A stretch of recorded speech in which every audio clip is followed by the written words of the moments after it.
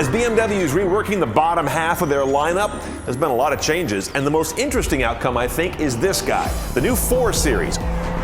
Let's drive this 428i and check the tech. The 50-50 weight balance, that's a wonderful thing in this car. You don't need to push it really hard to feel it. Compared to the 3 Coupe that it replaces, this car is longer, lower, wider, and pushes the wheels out to the ends of the car. The biggest difference is that wheelbase, a full 2-inch difference, but also the height, losing 3/4 of an inch. That's dramatic in automotive design terms. In spite of that roof coming down though, headroom in the front went up almost 1.5 inches. Spotting a 4 is easy. Just look for what you think is a 3 Coupe driving by and realize it looks like it's been melted and pulled from end to end, front to back. You've also got much more of a gentle fastback than a 3 Coupe ever had, and this little filigree up here is unique to more modern BMWs. 3s don't have those. Now inside the 4, it looks a lot like a 3. No dramatic re-architecture going on here. This is kind of the fashion these days, this kind of toaster slot screen where the LCD sticks up. I think they're doing it because it kind of says, I'm like a tablet, but it also does free up a lot of area here that would otherwise be taken up by the head unit, gives you some nice vent registers, and in this case, we have a more basic sort of a radio audio layout right here with our optical disc right below it. Even though we don't have nav, though, this LCD is part of it. It's what they call a display radio in auto jargon, which gets you to most of your basic infotainment and communication functions. Now, it's not a touchscreen, of course, the German car, don't touch, so instead they use the iDrive, even for this basic head unit, but this is the simpler version of the iDrive controller. If you were to get the nav head unit, you get iDrive 4.2, which includes a bigger controller with a touchpad on the top of the knob for finger input. Now, in typical BMW fashion, lots of stuff is optional. You do have Bluetooth based, thank you, but enhanced Bluetooth is an extra cost option. Rear view camera is an extra cost option, as I believe are the all-around sensors. Surround sound is a la carte, and you can get a head-up display, which BMW is just about the best at. The best in terms of color, information presentation, and good tight resolution. Now, controls that relate to actual drivetrain. Well, our car's got the 8-speed automatic. Top 2 gears are overdrive, by the way. This is how most of these guys are going to ship, but you still can get a 6-speed manual. If you want to, I would do so quickly. I don't know how much longer they'll be offering that. Alongside are some drive mode profiles. You have this Eco Pro, and Sport Plus. Sport Plus cancels the stability control. You're not going to use that too often, but I find Sport's a good mode. We'll get on the road with it momentarily. Paddle shifters go with the automatic, obviously not on the manual. And over here at the start-stop button, you've got the auto start-stop defeat.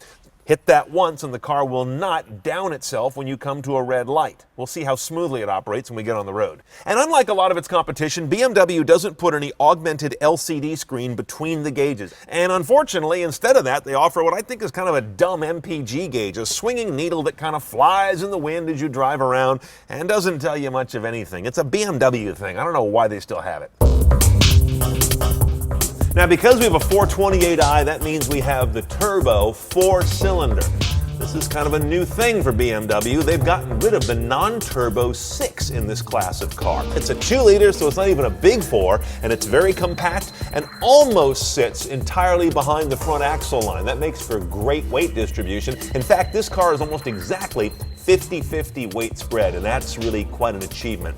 How about some numbers? 240 horsepower out of this guy, 255 foot-pounds of torque. 0 to 60 for this 3,470-pound beast comes up in 5.7 seconds. Your MPG will be 2235 unless you get the 6-speed manual, and then you give up 1 MPG on the highway. It's basically a pick.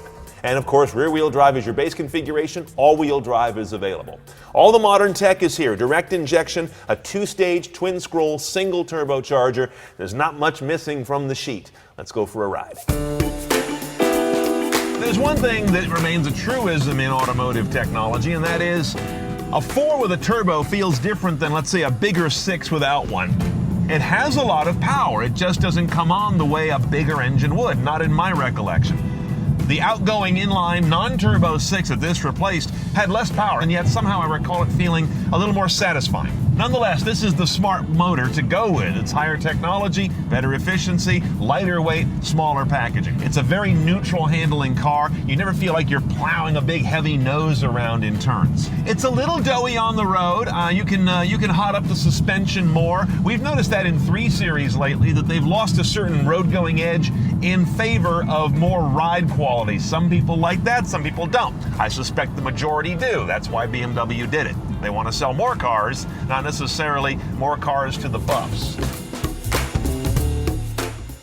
Okay, let's price our 428i, starting off just a little below $41,500. 2-liter turbo 4, rear-wheel drive. If you want all-wheel drive, you got to add $2,000 on top of that. Adaptive LED front headlights with automatic high beams, nearly $2,000 more. Tech package with apps, real-time traffic, navigation, the touchpad and head-up display. It's chunky at $3,150.